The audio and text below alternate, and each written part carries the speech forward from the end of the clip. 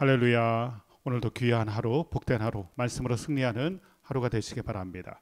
오늘 우리에게 주시는 하나님의 말씀 함께 보겠습니다. 사무엘상 8장 10절에서 22절입니다.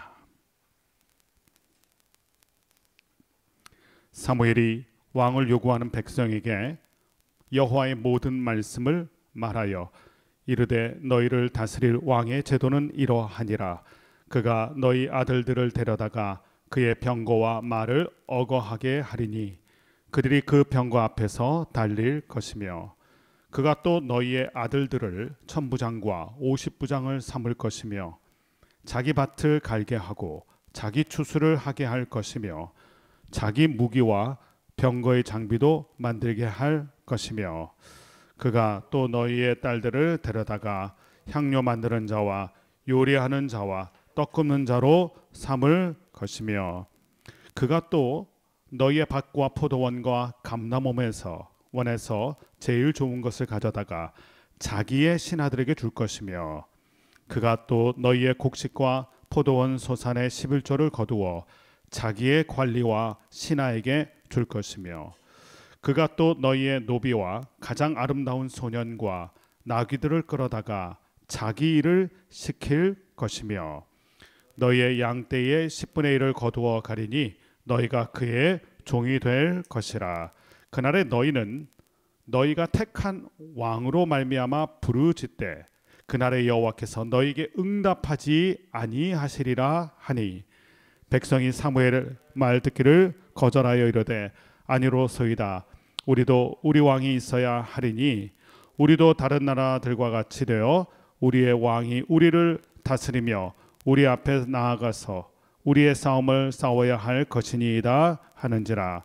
사무엘이 백성의 말을 다 듣고 여호와께 아뢰매 여호와께서 사무엘에게 이르시되 그들의 말을 들어 왕을 세우라 하시니 사무엘이 이스라엘 사람들에게 이르되 너희는 각기 성읍으로 돌아가라 하니라. 아멘. 사무엘상 5장부터 7장까지의 말씀은 언약궤에 대한 말씀이었습니다. 언약궤를 뺏겼다가 돌아온 언약궤. 이 언약궤를 보면서 우리가 깨닫는 게 있습니다. 이스라엘 백성이 하나님을 어떻게 대했는지를 말씀을 통하여 깨닫게 되었습니다.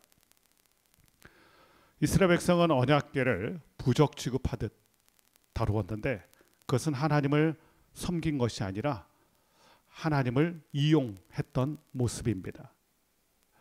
또한 돌아온 언약궤를 보면서 그들은 언약궤를 특별한 것으로 취급은 했지만 구별된 것으로 취급하지 않았다는 것을 보여줍니다. 그래서 그 언약궤 때문에 오히려 화를 당하게 되는 안타까운 장면들이 등장했었습니다. 오늘은 8장의 말씀인데 8장의 주요 내용은 왕을 세워달라는 이스라엘 백성들의 요구입니다. 왜 그들은 왕을 요구했을까요? 그리고 왕을 원하던 그들이 얻게 되는 것은 무엇일까? 오늘 본문이 잘 보여줍니다. 이 모습 또한 언약궤처럼 그들이 하나님을 어떻게 대했는지를 보여주는 장면이고 언약궤는 돌아왔지만 그러나 그들의 마음이 하나님께로 돌아오지 않았다는 것을 정확하게 보여주는 장면이 오늘 본문의 말씀입니다. 오늘 본문은 첫 번째 그들이 요구했던 왕, 그런데 그들의 기대와는 다른 현실의 왕의 모습을 하나님이 하나하나 조목조목 알려주시는 장면입니다. 먼저 11절에서 13절 말씀 보면 이런 말씀이 기록되어 있습니다. 이르되 너희를 다스릴 왕의 제도는 이러하니라. 그가 너희 아들들을 데려다가 그의 병거와 말을 어거하게 하리니 그들이 그 병거 앞에서 달릴 것이며 12절 그가 또 너희의 아들들을 천부장과 50부장을 삼을 것이며 자기 밭을 갈게 하고 자기 추수를 하게 할 것이며 자기 무기와 병거의 장비도 만들게 할 것이다. 계속해서 등장하는 단어가 자기입니다. 왕을 세워놨더니 왕이 그들의 아들들과 딸을 자기를 위해서, 본인을 위해서 왕을 위해서 사용하게 된다는 것입니다. 섬기는 왕의 모습이 아니라 군림하는 왕의 모습을 봅니다. 이것은 하나님이 우리에게 보여주셨던, 또한 주님께서 우리에게 보여주셨던 모습과 정반대의 모습입니다. 강한 존재를 세워놨더니 어떻게 됩니까? 그 강한 존재가 오히려 그들을 억압하고 부리는 모습. 우리는 이런 기대를 합니다. 좋은 사람 세워놨으니, 힘 있는 자리에 앉혀놨으니 우리를 잘 섬겨줄 것이다. 우리가 선거철마다 속고 또 속는 게 이것 아닙니까? 그들은 허리를 굽신거리며 잘 섬기겠다고 얘기합니다. 그러나 힘을 갖게 되고 자리를 갖게 된 후부터는 목이 곧아져서 우리를 섬기기보단 우리 위에 군림하고 우리를 부리는 모습이 얼마나 많습니까? 하나님이 그 말씀을 해주십니다. 왕을 요구했던 그들에게 왕이라는 존재가 너에게 어떤 존재가 될 것인지를 분명하게 얘기해 줍니다. 왕에 대한 기대와 왕의 현실은 너무나도 다른 것을 보여줍니다. 왕은 백성들을 섬기는 게 아니라 자기를 위해서 백성들을 이용하게 되고 부리게 된다. 이것이 왕의 존재 현실입니다. 두 번째, 14절부터 17절 말씀 보면 왕은 너희의 밭과 포도원과 감람원에서 제일 좋은 것을 가져다가 자기의 신하들에게 줄 것이다. 그들의 소유물들, 그들이 아끼던 것을 다 왕이 가져가고 그것을 약탈하게 되고 그것을 왕을 위해서 쓰게 된다는 것입니다. 이렇게 하나님께서 알려주신 왕의 모습은 어떻습니까? 섬기는 모습이 아니라 군림하는 모습, 다스리는 모습이 아니라 부리는 모습이 왕의 모습으로 등장한다는 것입니다. 그리고 아주 중요한 말씀을 주님께서 하십니다. 17절 말씀에 너희가 그의 종이 될 것이라. 왕을 뽑아 놓았더니 백성들이 어떻게 됩니까? 종이 된다는 것입니다. 주종 관계가 된다는 것입니다. 이 종이라는 단어를 보면서 우리가 떠오르는 게 있습니다. 애굽에 종살이 했던 그 아픈 추억, 그 아픈 기억. 이스라엘 백성이 애굽에서 종이었습니다. 그들의 현실은 너무나 비참했습니다. 그들은 눈물로 하나님께 간구하였고 하나님은 출애굽 사건을 통하여 종이었던 그들을 하나님의 백성으로, 자유인으로 만들어 주셨습니다. 그런데 그들이 어디로 돌아가겠다는 겁니까? 다시 종된 모습으로 돌아가겠다. 그들이 원했던 왕 때문에 그들은 그의 종이 된다는 것입니다. 다시 애굽 시절로 돌아간다는 뜻입니다. 하나님은 그들을 자유인으로 만들어 주셨는데 그들 스스로 종이 되는 이 안타까운 모습, 이것이 그들이 그렇게 원했던 왕을 달라는 그들의 현실이 되고 만다는 것입니다. 안타까운 현실이 되고 만다는 것입니다. 백성들은 왜 왕을 원했을까요? 20절 말씀에 이런 말씀이 기록되어 있습니다. 우리도 다른 나라들과 같이 되어 우리의 왕이 우리를 다스릴 것이며 우리 앞에 나아가서 우리의 싸움을 싸워야 할 것이니이다 하는지라. 우리도 다른 나라들 같이.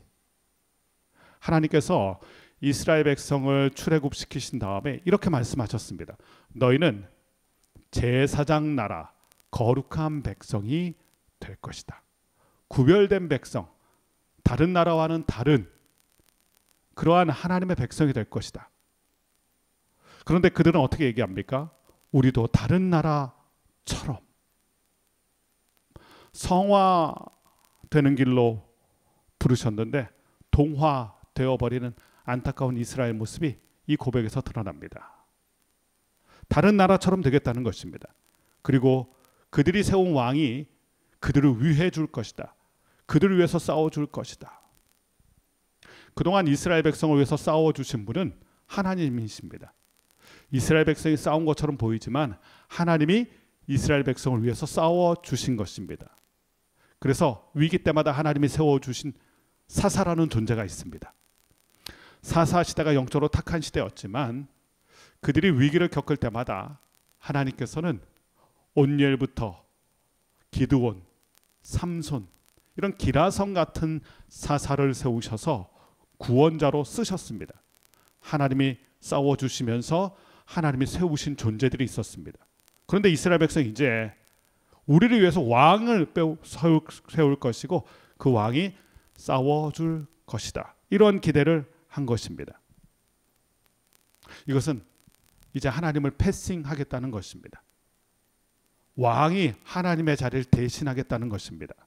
사무엘서의 가장 큰 주제는 누가 진정한 왕인가? 하나님이 왕이셨는데 그 하나님 자리에 자신들을 대표하는 인간, 왕이라는 존재를 세워서 우리도 다른 나라처럼 왕의 다스림을 받겠다. 이것은 하나님을 패싱하고 하나님을 거절하는 불순종과 불충의 이스라엘 백성의 마음을 보여주는 것입니다. 이러한 얼토당토하는 백성들의 요구에 놀라운 것은 하나님이 그것을 허락하셨다는 것입니다. 사무엘에게 말씀하시길 그들이 원하는 왕의 제도를 주어라. 그러나 중요한 것 그들이 너를 버린 것이 아니라 나를 버린 것이다. 이렇게 말씀하셨습니다. 우리가 궁금한 것은 이것입니다. 왜 이 안 좋은 제도를 하나님은 허락하신 것일까? 예수님의 비유가 생각납니다. 탕자 비유. 아버지는 분명히 알았습니다.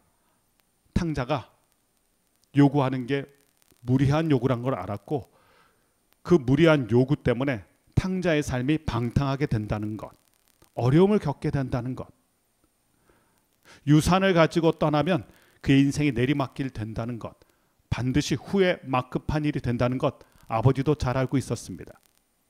그런데 아버지는 그 탕자의 길을 선택을 용인해 주셨습니다. 그 결과가 어떻습니까? 탕자가 고생하게 됩니다. 아버지를 떠난 다음부터 내리막길을 걷게 됩니다. 그리고 그 고집 때문에 고생하게 됩니다. 여러분 기억하셔야 됩니다. 우리의 고집 때문에 우리가 고생합니다. 그런데 놀라운 건 그렇게 고생을 한 바가지 한 후에 탕자가 깨달은 게 있습니다. 아버지 집이 좋았다. 아버지께로 돌아가야 되겠다. 다시 아버지를 생각하게 되고 아버지의 품 안에 안기는 모습. 우리는 미련한 이스라엘 백성은 듣고 깨닫는 게 아니라 고생 끝에 깨닫게 됩니다. 그리고 빈손 들고 아버지께로 돌아오게 됩니다. 하나님께서 끝까지 만류하지 않으시고 허락하신 것은 우리가 그 고집 때문에 깨닫게 되고 돌아오기 때문입니다. 우리는 언제나 이런 미련한 일을 반복하게 되는 것이고 이게 이스라엘의 역사고 또 우리들의 역사인 것 같습니다. 오늘 이 왕을 세워달라는 미련한 요구, 고집스러운 요구, 이것을 허락하시는 하나님의 모습. 그러나 우리가 꼭 기억해야 됩니다. 하나님이 허락하셨다고 해서 하나님의 뜻은 아닙니다. 하나님께 왕을 요구한 것, 그것은 백성들의 뜻이었지 하나님의 뜻은 아니었습니다. 하나님이 허락하셨다고 해서 하나님의 뜻은 아니다. 이것을 우리가 분명히 알아야 됩니다. 시편 105편 16절 말씀에 이러한 말씀이 있습니다. 그러므로 여호와께서 그들이 요구한 것을 그들에게 주셨을지라도 그들의 영혼은 쇠약하게 하셨도다. 그들이 요구한 것 허락하셨습니다. 그 결과가 어떻습니까? 그들의 영혼이 쇠약해졌다. 우리의 원대로 됐을 때 우리가 강해지는 게 아닙니다. 우리가 요구한 것대로 되었을 때 우리가 강해지는 게 아니라 우리의 원대로 했다가 오히려 쇠약해지게 된다. 그토록 원하던 왕, 그런데 그들의 기대와는 다른 현실의 왕, 그들을 부리게 되고요. 그 왕이 싸워줄 것 같지만 왕은 싸워주지 않습니다. 책임져 주지 않습니다. 결국 그들은 하나님의 말씀처럼 더 쇠약해져 갈 것이다. 이스라엘 백성은 왕을 통하여 더 강하길 원했습니다. 그래서 요구한 것입니다. 그러나 그들의 요구대로 그들이 강해진 게 아니라 그들은 영혼이 쇠약해져 버렸습니다. 그러므로 우리가 깨닫는 게 있습니다. 성도와 교회는 원대로 살 게 아니라 하나님의 뜻대로 살아야 합니다. 돌아온 언약궤, 그러나 그들은 하나님께 돌아오지 않았다. 그것을 잘 보여주는 게 오늘 사무엘서 8장의 말씀입니다. 왕을 요구하는 그들의 모습에서 하나님을 패싱하는 이스라엘 백성의 모습, 그리고 결국 그들은 그 왕 때문에 강해지는 게 아니라 쇠약해져 가고 말 것입니다. 안타까운 건 우리는 미련해서 말씀하실 때 깨닫지 못합니다. 고생한 후에 깨닫게 됩니다. 오늘 큐티 제목이 이렇게 되어 있습니다. 왕의 제도에 대한 하나님의 경고. 요즘 혹시 하나님께서 경고하시는 게 있다면 들었을 때 깨닫는 은혜가 있게 되길 바랍니다. 고생 끝에 깨닫게 되면 그 고통은 우리 스스로 감내해야 되는 아픔이 될 것입니다. 고집 피우다 고생하는 게 아니라 듣고 깨닫고 하나님을 의지하여 복된 나날을 누리게 되는 우리 모두가 되시길 주님의 이름으로 간절히 축원합니다. 기도하겠습니다.